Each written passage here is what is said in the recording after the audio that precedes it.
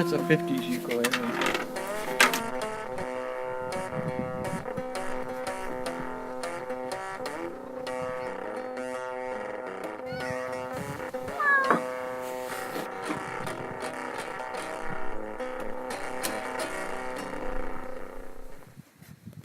Here are the first two prototypes I made of a 5-string alto banjo.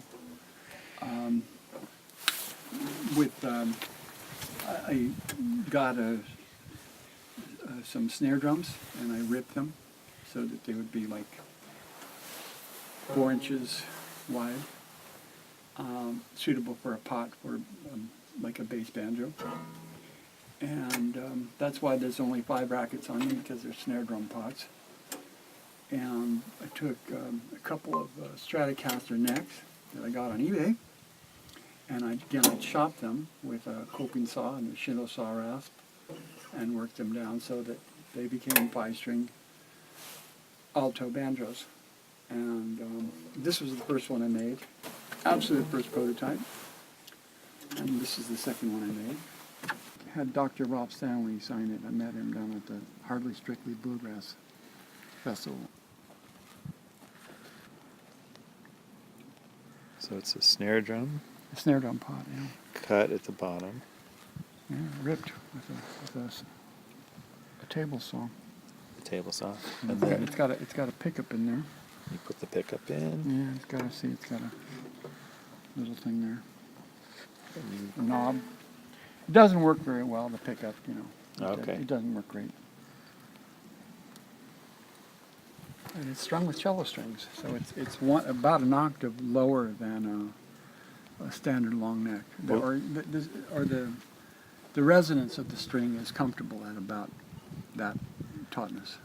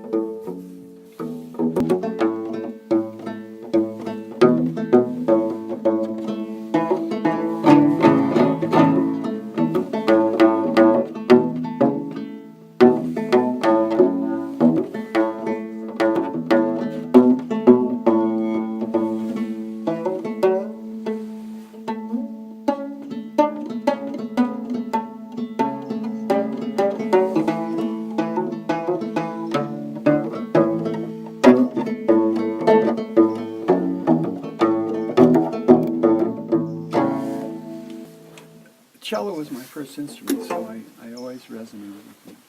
I wanted to make a banjo that was part cello. I just want to show some of the directions that the banjo went in the late 19th century.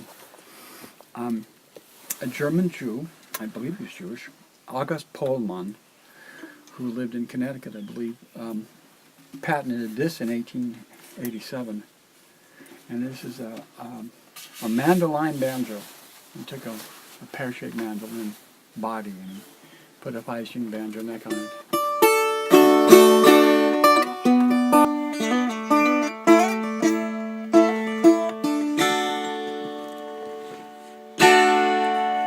Also in the 1880s in Britain, that seagoing banjo, the Yankee banjo, went around the world with the clipper ships, sailing ships, and a lot of mariners played them, so it became popular in Britain, and the British took the banjo in the 1880s, and they bumped it up from 5 strings to a 7-string.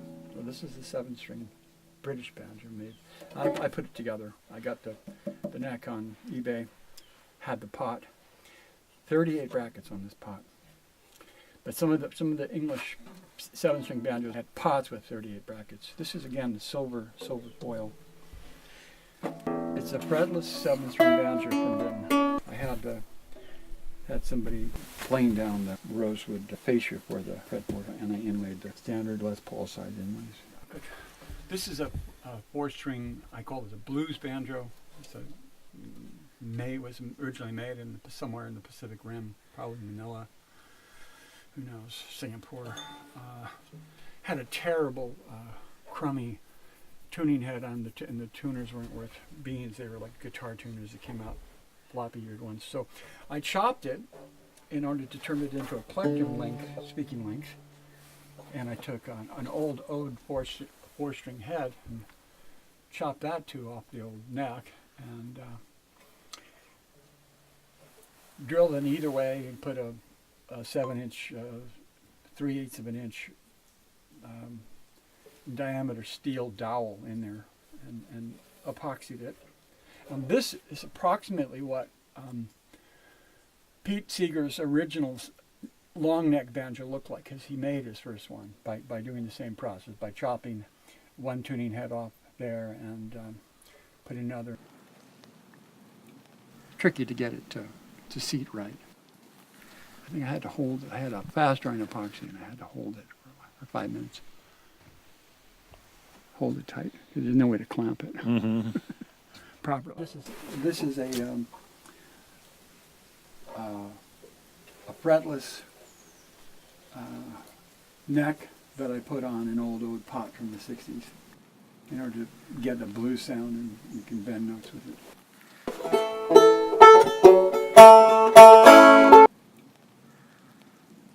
It was a German beach guitar from the 60s, a Hop, that I chopped, and I have added this part here. This, you can see the seam.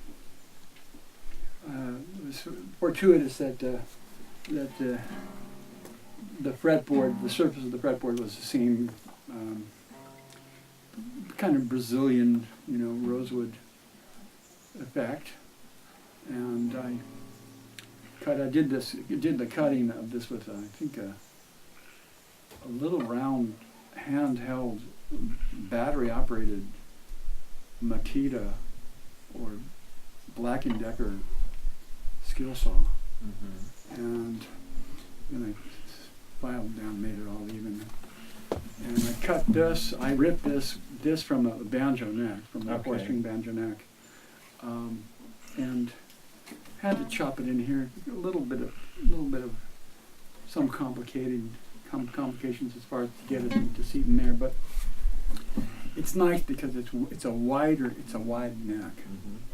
And you removed all the frets. I removed all the frets, yeah. So let's hear what it sounds like. Sure.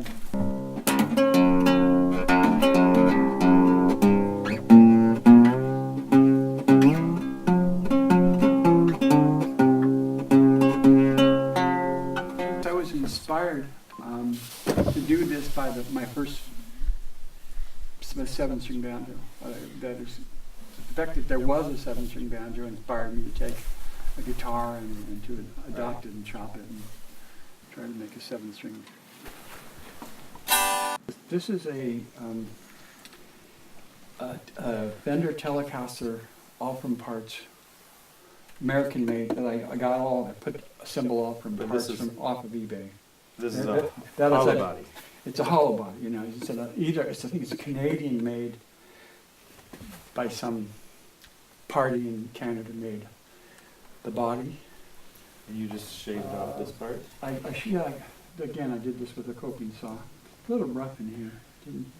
Didn't work on it completely to get that rounded and smooth there at that part there. It was a quarter-round file. But yeah, I chopped it with a coping saw and a Shinto saw rasp. Tricky cutting the frets. That had to be done with a hacksaw blade. When you come to each fret, I had to do it slowly with a hacksaw blade. Stop the cutting with the coping saw. So anyway, it's all parts, all gilded. I thought it might be nice to see how gold resonated. Yeah.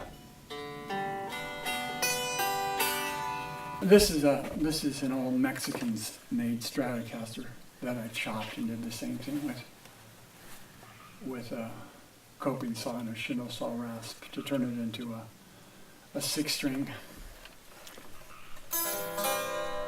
I like this. This is sweet. This is a fourth down from the Telecaster. Okay. So I got, you know, good.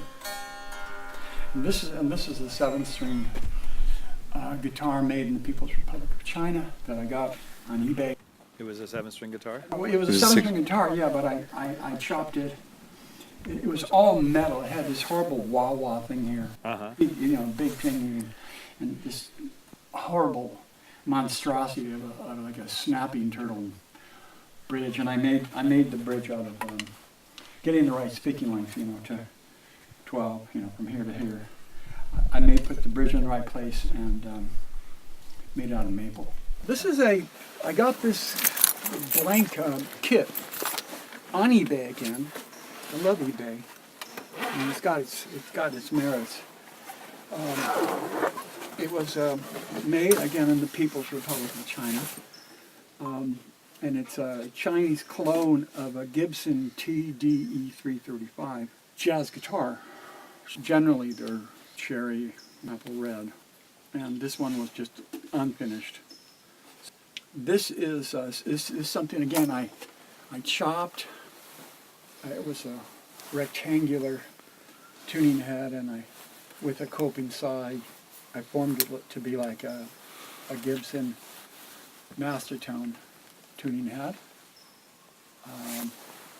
Formed it with a Shino-sa rasp. It's in an alto range strung with cello strings.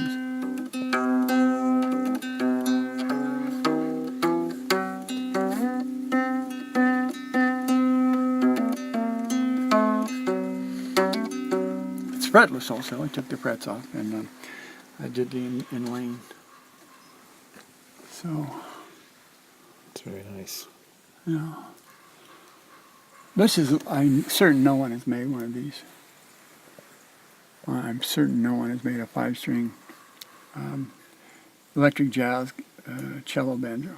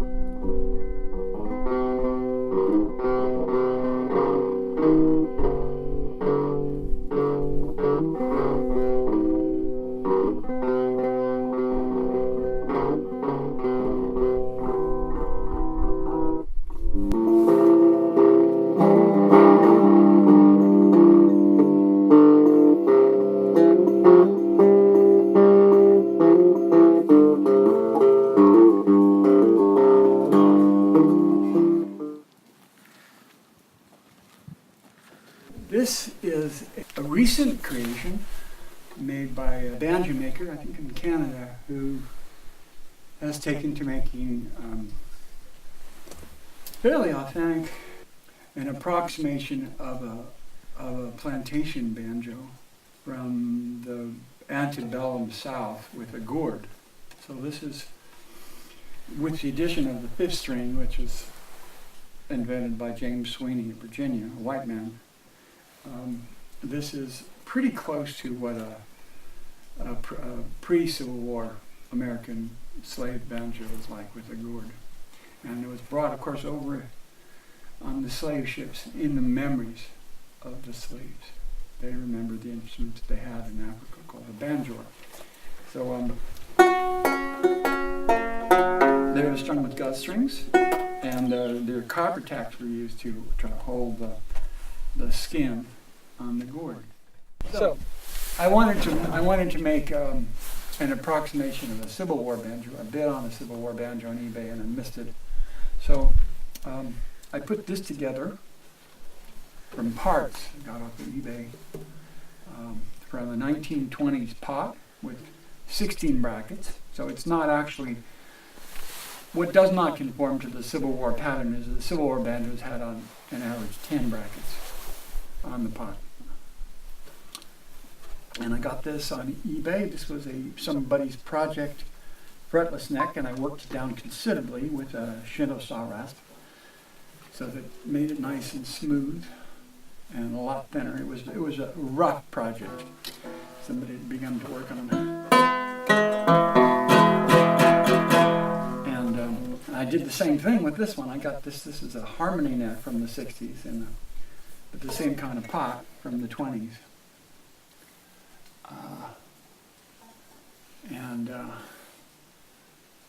So that's that.